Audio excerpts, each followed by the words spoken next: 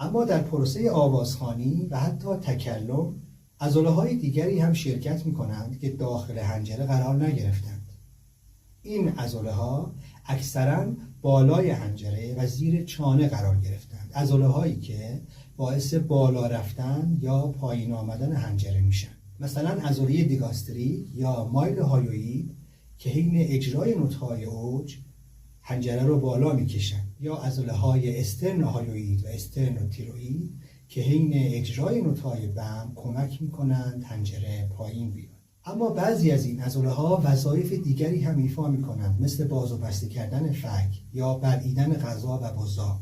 لذا به این عضله‌ها بایستی به عنوان عضله‌های کمکی در پروسه آواز نگاه کرد. این عضله‌ها اگر ناخواسته بیش از حد در پروسه آواز درگیر بشن، میتونن در اجرای آواز اختلال ایجاد بکنن.